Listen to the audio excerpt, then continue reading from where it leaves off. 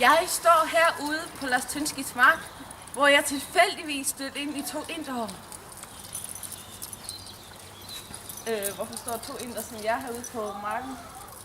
Mig her, Anneland her, ko her, alle glade. Og hvorfor render der en ko rundt på marken og danser? Ko, Hellig ko. Det var min bedstemor. Bedstemor, ja. Ko Hellig ko, danse. Hellig ko, dans. Party! Ja, fint. Og hvorfor har I sådan en rød pækkepande, hvis det er selv kigget ud? Kom, Hanne.